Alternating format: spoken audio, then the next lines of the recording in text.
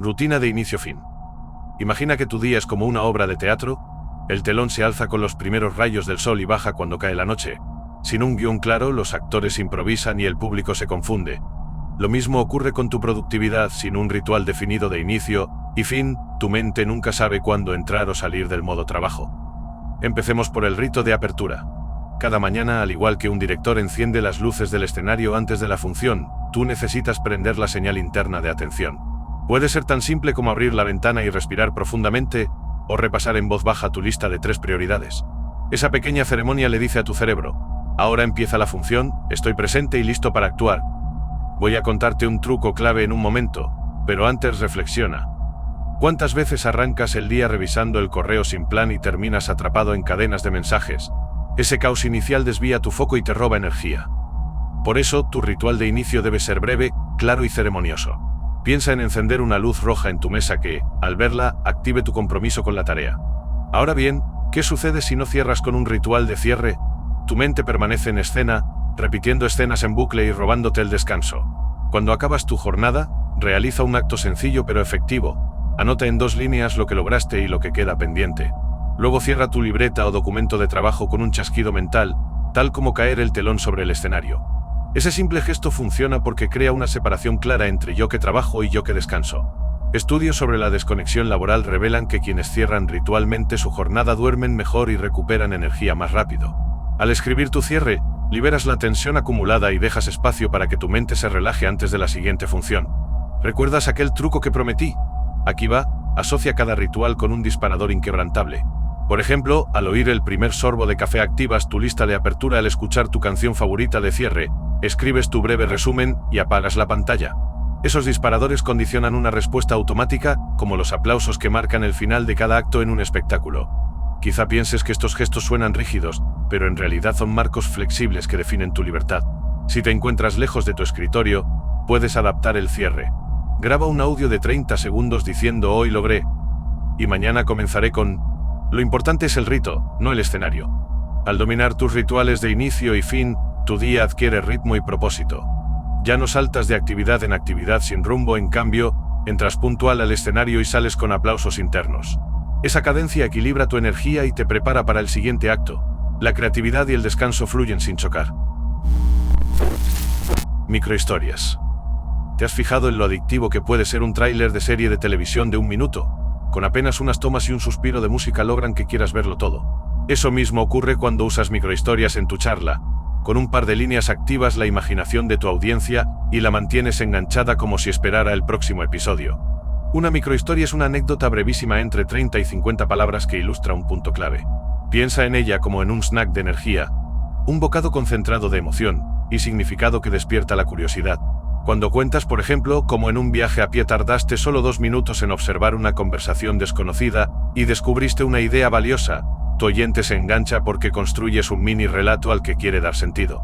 Voy a revelarte un consejo poderoso en un momento, pero primero observa esto: las microhistorias se basan en la regla de menos es más.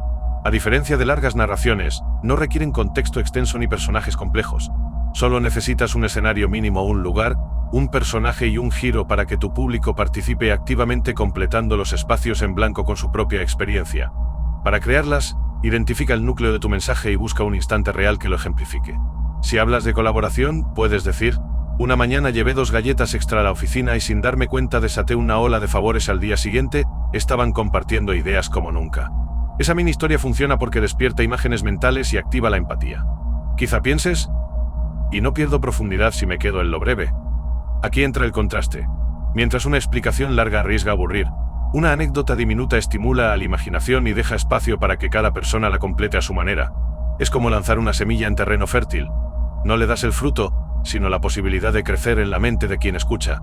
Ahora bien, el truco que te prometí. Remata cada microhistoria con una pregunta abierta: ¿ha pasado algo así alguna vez? Para que tu audiencia participe interiormente y se sienta parte de la conversación. Ese eco interno hace que tu mensaje cale más hondo y que recuerden tu idea principal mucho después de terminar. Piensa en tu próxima presentación como en un cómic formado por viñetas diminutas. Cada microhistoria es una viñeta que avanza la trama y mantiene el ritmo. Al alterar tus datos con estos relatos breves, crearás una narrativa dinámica. Tu audiencia anticipará la siguiente mini historia con la misma emoción que quien espera el próximo capítulo de su serie favorita. Usa silencios estratégicos. Declaración rápida. Un silencio bien colocado puede pesar tanto como 1000 palabras. Imagina que estás en un ascensor lleno de gente y de pronto suenan 3 timbrazos en tu teléfono. Todos giran a mirarte, pero tú levantas el dedo y mantienes silencio. Ese instante incómodo hace que tu llamada parezca más urgente de lo que realmente es. Ahora traslada ese mismo efecto a tu presentación. Al intercalar pausas calculadas, conviertes cada palabra en un pequeño evento que merece atención. Un silencio estratégico no es solo dejar de hablar y es diseñar una pausa con propósito. Cuando completas una idea clave, haz un alto y cuenta mentalmente hasta 3 antes de continuar. Ese espacio crea tensión y anticipación, igual que el compás en una pieza de jazz, antes de que entre el solo de trompeta. Tu audiencia instintivamente llenará ese hueco con curiosidad y se preparará para absorber lo que sigue. Quizá pienses, no se quedarán dormidos.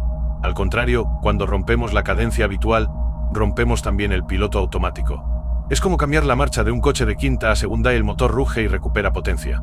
Dejar en el aire una pregunta, ¿cómo lograrás esto? Y esperar unos segundos fuerza a tu oyente a buscar la respuesta contigo. Aquí va un truco que guardé para el final, combina el silencio con un gesto sutil. Por ejemplo, al hacer tu pregunta clave suelta la mirada lentamente de un extremo al otro de la sala y deja caer los brazos. Ese instante muda tu voz en una invitación muda a participar. El contraste entre tu cuerpo quieto y la sensación de expectativa que generas amplifica el impacto del mensaje. Para practicar, graba un párrafo de tu discurso y márcalo donde puedas pausar. Reprodúcelo y observa si esas pausas funcionan como un puente o como un muro. Ajusta la duración. A veces 1 segundo basta, otras veces conviene estirar hasta 4. La clave está en que la pausa se sienta natural, no forzada.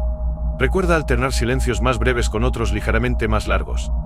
Así creas un ritmo dinámico, un latido comunicativo que mantiene despierta la atención. Igual que en una charla animada entre amigos, cambias entre hablar, escuchar y reflexionar. Ese vaivén transforma tu presentación en un diálogo íntimo, incluso si hablas ante cientos de personas. Piénsalo, cuando das un paso atrás con palabras y callas, dejas espacio para que tu audiencia avance y colabore mentalmente. Cada silencio se convierte en un semáforo verde para sus propias ideas. Recompensa inmediata. Imagina que acabas de derrotar al último enemigo en tu videojuego favorito, y suena la clásica fanfarria de victoria mientras recoges monedas que tintinean en tus oídos. Ese pequeño impulso de gratificación te empuja a seguir jugando, ¿verdad? Lo mismo ocurre en tus proyectos y hábitos. Otorgarte una recompensa inmediata tras cada mini logro dispara una descarga de dopamina, el neurotransmisor que refuerza el circuito de la motivación y te hace querer repetir la acción. En la década de 1890, Edward Thorndike formuló la ley del efecto, que enseña que las conductas seguidas de consecuencias satisfactorias tienen más probabilidades de repetirse, mientras que las acompañadas de resultados desagradables tienden a extinguirse. Siguiendo esa misma lógica, B.F. Skinner desarrolló el condicionamiento operante, donde las recompensas inmediatas, aunque sean pequeñas, fortalecen la conexión entre estímulo y respuesta, consolidando nuevos hábitos con mayor rapidez. ¿No es mejor esperar hasta terminar un gran proyecto para celebrarlo? Aquí viene el contraste sorprendente. Posponer la recompensa reduce el efecto dopaminérgico y te expone a la fatiga de la gratificación diferida. En cambio, un mini premio justo después de cada micropaso o un sorbo de tu té favorito, un breve paseo de 2 minutos o meter una ficha extra en tu tarjeta de puntos casera mantiene tu mente alerta y motivada. Para aplicar esta técnica, define primero tus micropasos, como en el segmento 1, y asócialos con recompensas específicas y accesibles. Por ejemplo, al escribir tu primera frase, ponte un temporizador de 3 minutos para escuchar tu canción favorita y al completar una sección de lectura, regálate un par de minutos de estiramientos. La clave está en que la recompensa ocurra inmediatamente después de la acción, antes de que la anticipación se diluya. En breve te explicaré cómo leer en voz alta puede reforzar aún más estos hábitos. Pero antes, experimenta hoy mismo con la estrategia de la moneda. Reparte 10 monedas en un frasco y coloca una en otro recipiente tras cada microtarea. Verás cómo gota a gota la acumulación de recompensas te impulsa hacia metas cada vez más grandes. Leer en voz alta. Un estudio demostró que leer en voz alta puede incrementar tu comprensión hasta en un 12% frente a la lectura silenciosa, especialmente cuando procesas ideas complejas. Imagina que eres un chef que no solo lee la receta sino que la recita en voz alta mientras cocina. Al pronunciar cada ingrediente, tu mente activa al mismo tiempo la vista, el oído y hasta el tacto cuando pasas la hoja. Esa sinfonía multisensorial fortalece la conexión entre las neuronas y te ayuda a asimilar mejor el contenido. Quizá pienses que leer en voz baja es más rápido o menos raro cuando estudias solo. Aquí viene la sorpresa. Al articular las palabras, tu cerebro entra en modo producción y no solo consumo. Eso te obliga a organizar la información antes de hablar y a escuchar tu propia entonación, lo que refuerza la comprensión y te señala errores en tiempo real. Para ponerlo en práctica, elige un párrafo de tu texto y léelo en voz alta como si narraras un cuento a un amigo. Si puedes, añade un pequeño gesto, quizás señalar una palabra clave con el dedo para anclar aún más el concepto. Verás cómo esa breve actuación convierte la lectura en un ejercicio activo. Te contaré un truco poderoso en un momento. Al terminar cada sección, graba un audio de 10 segundos resumiendo lo leído. Escuchar tu propia voz repitiendo el núcleo de la idea duplica el efecto de refuerzo y te prepara para retenerlo a largo plazo. Antes de pasar al siguiente segmento, recuerda, leer en voz alta no es solo para presentaciones formales o para enseñar a otros, es una herramienta personal para internalizar mejor cualquier texto. Solicita un sí inicial. Imagina que estás probando el agua de una piscina. Antes de lanzarte de un salto, metes primero la punta del pie para comprobar la temperatura. Ese pequeño contacto te da la confianza para sumergirte por completo. Lo mismo ocurre al pedir un sí inicial, antes de plantear tu propuesta principal. Ese asentimiento mínimo allana el camino para acuerdos mayores. Cuando comienzas con una petición tan sencilla que es casi imposible de rechazar, por ejemplo, ¿te importaría revisar este dato en un minuto? Generas un impulso psicológico llamado consistencia. Una vez que alguien acepta algo pequeño, querrá mantenerse coherente y tenderá a decir que sí a solicitudes posteriores más ambiciosas. Te contaré por qué funciona en un momento. Para diseñar tu puerta pequeña, elige una acción que sea relevante para tu objetivo pero que cueste muy poco esfuerzo. Si necesitas que un colega colabore en un informe, podrías empezar preguntándole: ¿tienes 2 minutos ahora para mirar esta tabla? Ese primer sí activa en su mente la idea de ser útil y refuerza su predisposición a ayudarte con tareas más complejas luego. Quizá pienses: ¿no me veré manipulador? Aquí entra un contraste vital. Mientras una petición grande puede sonar intimidante, un requerimiento diminuto se percibe como un gesto de confianza mutua. Al obtener ese asentimiento inicial, envías el mensaje de que valoras el tiempo del otro y respetas su espacio, lo cual fortalece la relación antes de escalar el pedido. Un truco práctico. Al formular tu primera solicitud, acompáñala de un breve reconocimiento: sé que estás ocupado, pero, para mostrar empatía. Esa simple introducción convierte tu pregunta en una invitación, no en una demanda. Además, estudia el lenguaje corporal. Inclinarte ligeramente hacia adelante y mantener un tono suave multiplican las probabilidades de obtener ese sí inicial. Ahora, ¿por qué este sí tan pequeño tiene tanto poder? Según la teoría de la disonancia cognitiva, cuando aceptamos una petición menor, nuestro cerebro busca justificar ese acto y alinear nuestras creencias con la acción realizada. De modo que, al haber dicho sí una vez, inconscientemente estaremos más inclinados a mantenernos congruentes y seguir colaborando. Para que este método sea efectivo, planifica tu escalada de peticiones. Después del primer sí de bajo costo, pasa a una solicitud ligeramente más importante, como ¿podrías revisar también estas otras 3 filas? Y, finalmente, plantea tu petición central. Cada paso refuerza el hábito de cooperación y reduce la resistencia al compromiso más sustancial. Sonríe auténticamente. ¿Alguna vez te has preguntado por qué, en medio de un día gris, la simple presencia de alguien que sonríe de verdad puede iluminar todo a tu alrededor? Imagina que entras a tu cafetería favorita, ese refugio de aromas tostados, y ves a la barista con los ojos brillando mientras sirve tu cappuccino. No es solo un gesto, es un código secreto que comunica confianza y calidez. Primero, define sonrisa auténtica. En psicología se habla de sonrisa de Duquesne. No solo curvas los labios, sino que las comisuras de los ojos se arrugan y las mejillas se levantan. Es como si un imán invisible atrajera la buena energía hacia ti. Cuando tus ojos participan, tu cerebro libera oxitocina, la hormona del abrazo, y eso empuja a los demás a sentirse más cómodos. Quizá te preguntes: ¿puedo fingir ese arrugadito natural? Más adelante te daré un truco sencillo. Ahora piensa en una escena distinta, un escenario de teatro vacío. Si el actor solo sonríe con la boca, el público detecta la farsa. Pero si añade la chispa en la mirada, la ilusión cobra vida. De la misma manera, tu sonrisa completa ojos y labios desarma barreras internas de quien te observa. Ese pequeño destello en la mirada crea un puente invisible que dice: aquí estoy y me importas. Tal vez creas que hay que ser extrovertido o tener un ánimo siempre alto. En realidad, basta un instante de autenticidad. El truco: practica frente al espejo. Pero no te concentres en la boca, sino en pensar algo que te dé ternura o alegría. Imagínate a tu mascota corriendo detrás de una pelota o el sabor de tu helado favorito. Esa emoción disparará de forma natural el arqueo de las mejillas y el brillo en la mirada. Con solo unos segundos al día, tu cerebro aprenderá a sincronizar rostro y emoción. Ahora un contraste sorprendente. Imagina dos compañeros de trabajo. El primero saluda con un buenos días casi automático, apenas un gesto de rutina. El segundo levanta levemente las cejas, sonríe como si de verdad tuviera un secreto feliz, y de pronto, el pasillo se siente más amable. Esa pequeña inversión de atención cambia la energía de todo el entorno. Esa es la magia de tu sonrisa auténtica. No gastas nada y generas un dividendo de buena onda.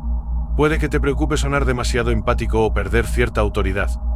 Al contrario, estudios demuestran que una sonrisa genuina aumenta la percepción de tu credibilidad. Es un equilibrio sutil, transmites fuerza y apertura al mismo tiempo. ¿Quieres medir tu progreso? Grábate saludando a un amigo o colega y revisa si las arrugas surgen alrededor de los ojos. Si solo ves movimiento en los labios, regresa al truco del pequeño recuerdo feliz. Practica tu sonrisa de Duchenne frente al espejo cada mañana y observa cómo cambia tu estado de ánimo solo con ese gesto. Verás que, al final, el mundo también te devuelve la sonrisa. Ofrece una opción intermedia. Imagina que entras a una boutique de relojes de lujo y ves 3 modelos alineados bajo una luz impecable. El primero cuesta $1.000, el segundo $1.500 y el tercero $2.500. ¿Cuál te llama más la atención? Probablemente el de $1.500, porque a simple vista parece equilibrar precio y calidad. Ese impulso no es casualidad. Es el efecto de atracción o decoy effect, un sesgo cognitivo que te empuja a elegir la opción intermedia cuando hay alternativas. Veamos por qué funciona. Cuando solo tienes 2 opciones, analizar pros y contras es sencillo, pero también genera indecisión. Vale la pena pagar más por la alternativa cara, y la barata cumple mis expectativas. Agregar una tercera opción, el señuelo, crea un punto de referencia. Esa opción inferior, o excesivamente cara, está ahí no para ser seleccionada, sino para resaltar lo atractivo de la del medio. En negociación, presentar siempre 3 propuestas y hacer que la del medio sea la ideal guía de forma casi subliminal la decisión de la otra parte. Para incorporar este código secreto en tu día a día, sigue estos pasos. 1. Diseña las 3 opciones. No basta con variar el precio y la percepción de valor es clave. La opción alta debe ser claramente superior pero excesivamente cara, y la baja, demasiado limitada. La intermedia, justa en precio y beneficios, se vuelve tu candidata perfecta. 2. Palabras estratégicas. Al presentar, describe brevemente los puntos fuertes y débiles de cada propuesta. Por ejemplo, plan básico, incluye lo esencial pero sin soporte prioritario. Plan premium, todo sin límite de consultas. Plan estándar, nuestro favorito con soporte ágil y funciones avanzadas a un costo equilibrado. 3. Timing y ritmo. Evita enumerar las opciones demasiado rápido. Haz una breve pausa tras mencionar la del medio para dejarla reposar en la mente de tu interlocutor. Este pequeño silencio aumenta su peso percibido. 4. Contraste y subversión. Tras presentar las 3, recapitula enfocándote en la intermedia. Si lo que buscas es maximizar beneficios sin un precio excesivo, quizá este sea el más adecuado. Con ese giro, refuerzas que la elección lógica es la del medio. Ahora podrías pensar que este truco es manipulador, y sí, lo es. Pero la clave ética está en que la opción intermedia debe ser genuinamente la más beneficiosa para ambas partes. Si abusas del señuelo y la intermedia no aporta valor real, tu credibilidad se desploma. En cambio, si la diseñas pensando en la situación y necesidades del otro, ganarás confianza y cerrarás acuerdos con suavidad. Practica este método en tu próxima negociación. Define primero qué quieres lograr, luego estructura las 3 alternativas y preséntalas con confianza. Observa cómo la balanza mental de tu contraparte se inclina hacia la opción que tú has preparado con inteligencia. Sin discursos forzados ni presiones directas, habrás dominado un código secreto de persuasión eficaz y sutil, perfecto para vender ideas, proyectos o incluso decisiones cotidianas. Técnica Feynman. ¿Sabías que Richard Feynman, uno de los físicos más brillantes del siglo XX, solía explicar teoremas complejos empleando dibujos infantiles y palabras de diario escolar? Esa es la base de la técnica Feynman. Desarmar cualquier concepto hasta sus piezas más básicas para entenderlo de verdad. Te cuento el secreto para aplicarla justo ahora. Primero, elige un tema que quieres dominar.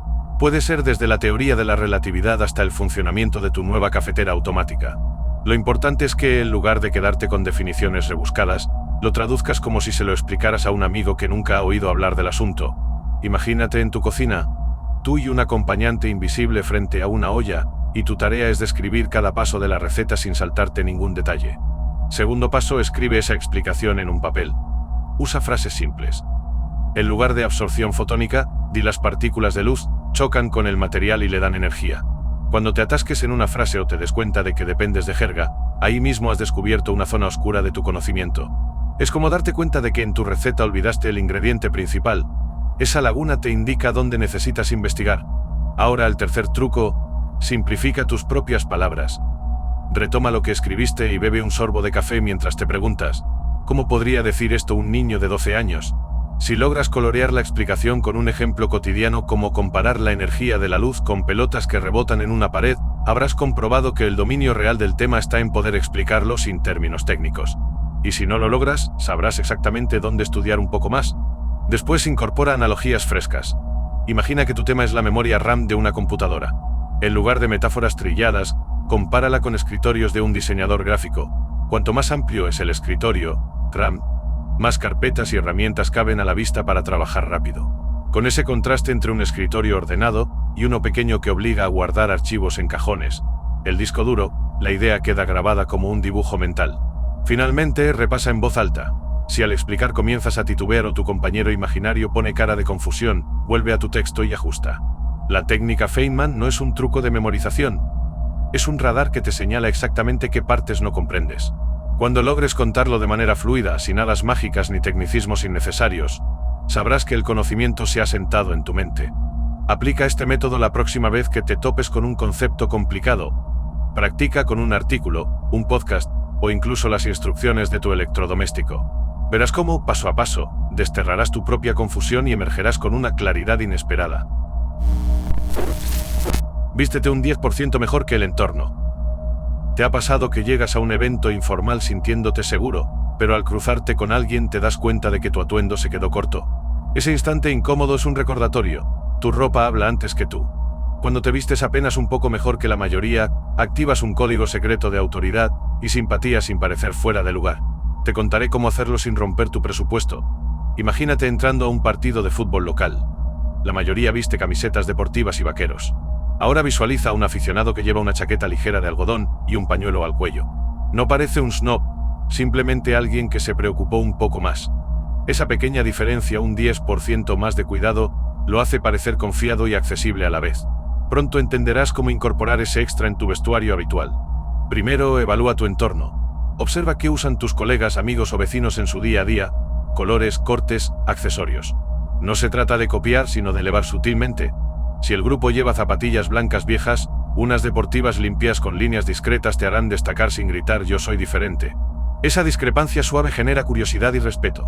El segundo truco es la proporción. Un conjunto clásico, pantalones oscuros, camisa de un tono neutro y un blazer liviano suele funcionar en casi cualquier entorno. Imagina una galería de arte. Mientras otros llevan vaqueros rotos, tú añades un cinturón bien seleccionado y zapatos pulidos. Esa pincelada de elegancia actúa como una firma personal que dice: me importo y te respeto como público. Ahora, la clave económica: invierte en piezas versátiles. Un blazer que combine con camisas y camisetas, unos zapatos cómodos pero de buena apariencia, y un reloj sencillo son suficientes para elevar tu atuendo un 10%. Te estarás preguntando: ¿y si mi presupuesto es ajustado? Mantén un ojo en tiendas de segunda mano de buena reputación o intercambia prendas con amigos.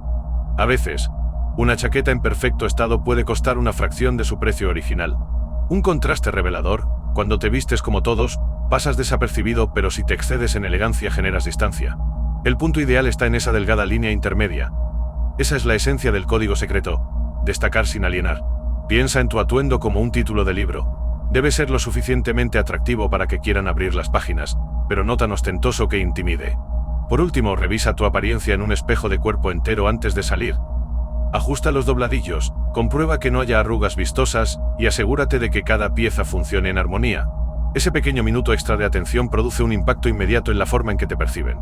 Con este método, aumentarás tu presencia y confianza en cualquier situación, desde una reunión casual hasta un almuerzo de trabajo. Vístete un 10% mejor que tu entorno y observa cómo cambia la forma en que la gente se relaciona contigo, cómo te tratan y, sobre todo, cómo te sientes. Efecto de posición serial. Imagina que entras a un cine casi vacío y, para probar palomitas, el encargado te ofrece 3 tamaños: pequeño, mediano y grande. Difícil de olvidar la primera y la última opción, ¿verdad? Eso es el efecto de posición serial. Retienes mejor lo que escuchas al inicio y al final de una lista, mientras que el centro se diluye en la memoria. En neurociencia se habla de 2 fenómenos: el de primacía, los primeros ítems, y el de recencia, los últimos. Al combinarlos, tu cerebro crea dos anclas que marcan el arranque y el cierre de un recuerdo. En cambio, lo que queda en medio suele perder fuerza como si se perdiera en un punto medio borroso. Visualiza ahora un pasillo de supermercado repleto de cereales. Según cómo coloquen las cajas, tu atención se va al primer producto de la estantería y al que cierra la fila. El resto apenas recibe una mirada. Es un truco que los mercadólogos dominan. Colocan sus mejores marcas en los extremos para que te queden grabadas sin esfuerzo. ¿Y cómo lo aplicas tú?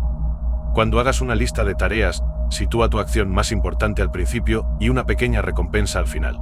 Por ejemplo, 1. Redactar ese informe crucial. 2. Responder correos secundarios. 3. Preparar un café especial. Así, tu mente fijará tanto el debo hacerlo como el merecido descanso. Notarás que lo del centro fluye casi de forma automática. En presentaciones, coloca tu argumento principal en la apertura y tu llamada a la acción justo antes de concluir. Si preparas un taller, inicia con una anécdota poderosa y cierra con una frase que destile emoción o curiosidad. Esa estructura convierte tus ideas en dos faros que guían la atención de tu audiencia. Quizá pienses que esto es demasiado mecánico, pero la ciencia del recuerdo no entiende de caprichos, funciona. La próxima vez que armes un discurso, un correo largo o tu lista de compras, juega con extremos estratégicos. Verás cómo tus oyentes y tú mismo retienen mejor lo esencial, dejando el resto en un segundo plano sin que tenga que competir por espacio en tu mente.